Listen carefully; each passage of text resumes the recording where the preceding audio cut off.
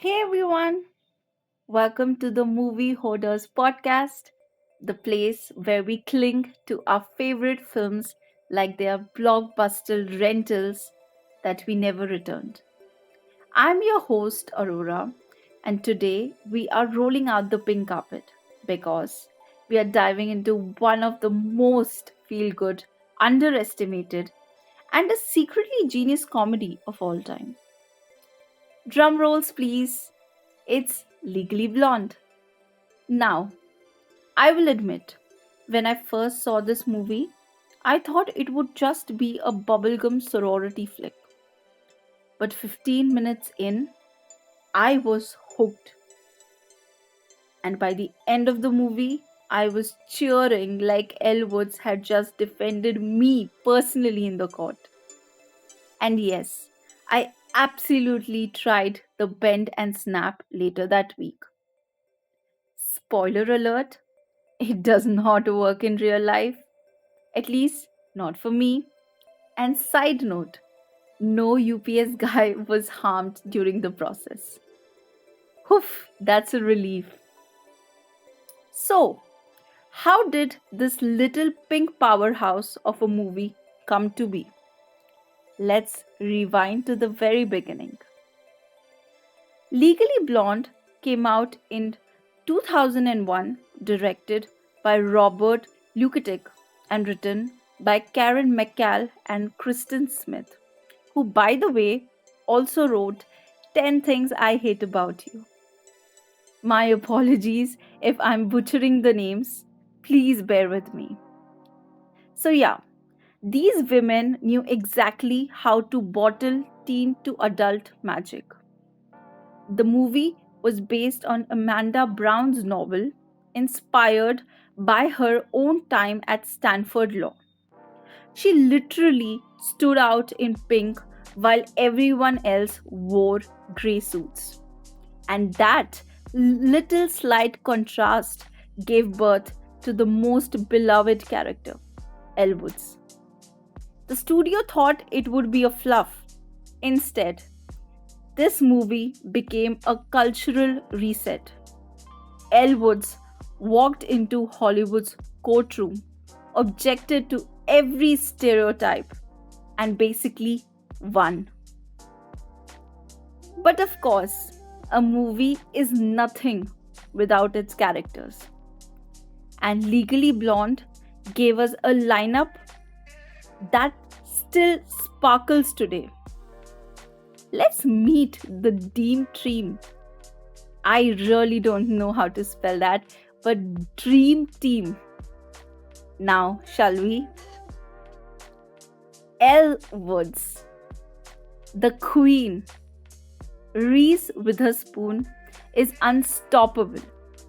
She's sunshine wrapped in Prada. She starts out chasing Warner, but ends up chasing her own power. And she does it without even dimming who she is. Honestly, that's really iconic if you think about it. The next we have Warner. Look, Warner is the human embodiment of beige walls. My personal nickname for him? Mr. Mayonnaise Sandwich. Why, you would ask? No flavor and no seasoning. And Elle still thought he was endgame? Honestly, very tragic, if you ask me. Next, we have Emmett. Now, Luke Wilson is basically chamomile tea in human form. Supportive, calm, zero ego. You don't swoon over him, but you root for him because he roots for Elle. Next is Vivian Kensington. Selma Blair nails it. At first, Vivian is the rival, the brunette foil to Elle's blonde. But the beauty of it is she evolves. She's not the villain. She's just another woman tricked into Warner's nonsense. By the end, she and Elle stand shoulder to shoulder. Last but not the least is Paulette. Oh my god. queen. The bend and snap is legendary. Yes, but my favorite part is when she reclaims her dog. It's small on paper, but it mirrors Paulette's bigger arc, reclaiming her power, her dignity, her voice. And honestly, Paulette's win is just as important as Elle's.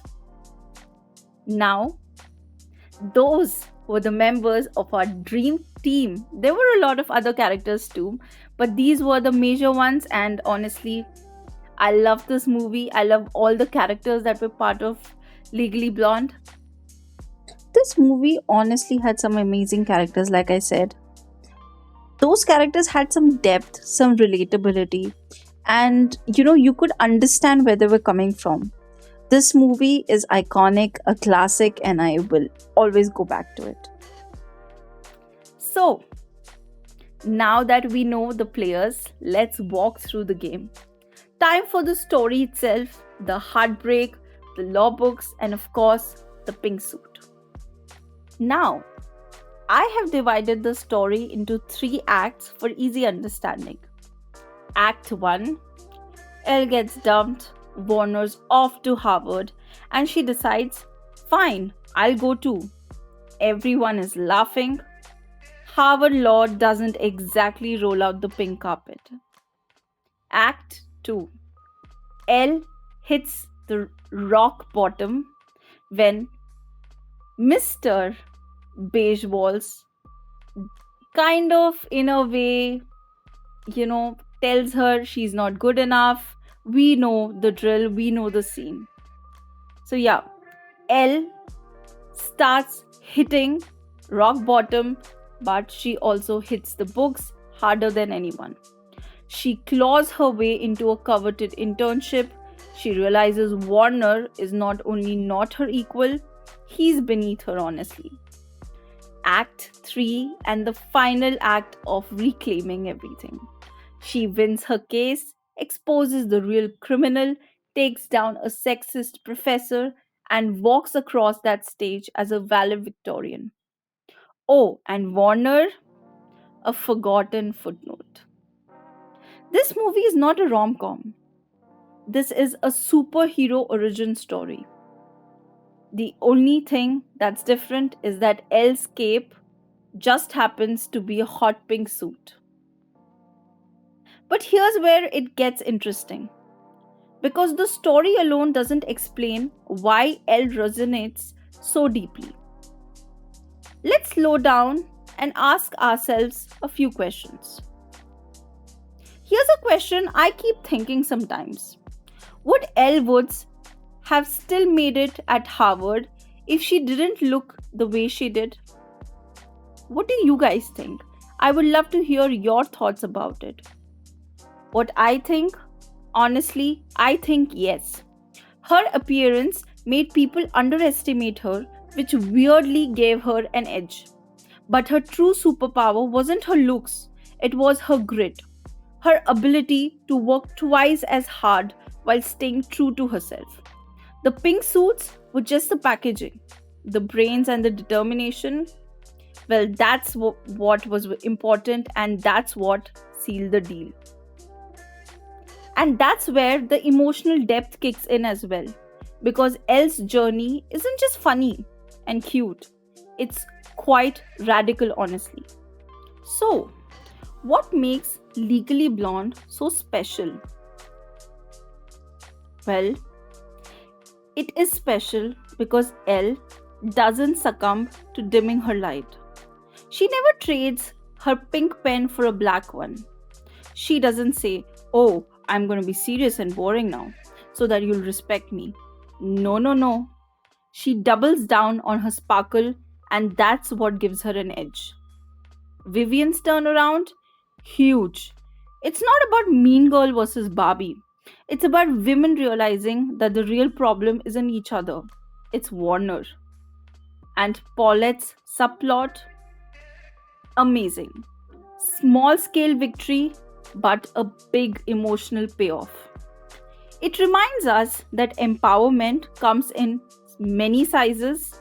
It doesn't have to be just big and something that people can always see.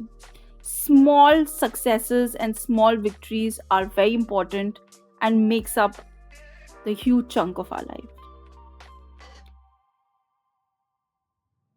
And that's not just the movie magic. It's spilled out into real life too. Let's talk about how Elle Woods changed the culture. Let's talk legacy. After Legally Blonde, law schools actually reported more women applying. Some literally writing Elle Woods inspired me in their essays. That's wild if you think about it.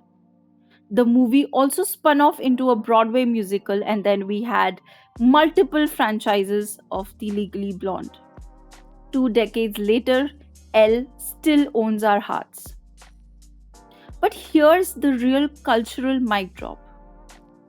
Elle Woods proved that femininity and intelligence aren't opposites. You can wear pink, love fashion, and still be the smartest person in the courtroom.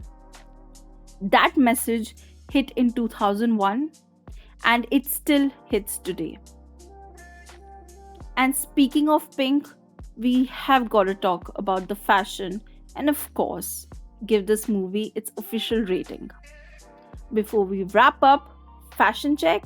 My favorite Elle suit or look would probably be the pink courtroom suit. It wasn't just an outfit, it was a thesis statement. I don't blend in, I stand out, and I win anyway. Now, for the ratings, I don't do stars honestly, too boring. Around here, we rate movies by bends and snaps.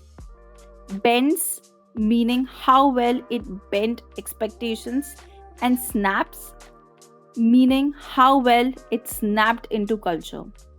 And Legally Blonde, that's 5 bends and 5 snaps, a perfect 10. Or in Elwood's words, what? Like it's hard. Thank you for hanging out with me on the Movie Hoarders podcast. If you have got that old DVD lying around, dust it off tonight. I promise you will end up smiling. And hey, when in doubt, just bend and snap. Thank you for listening to me, and I will see you in the next episode. Bye bye.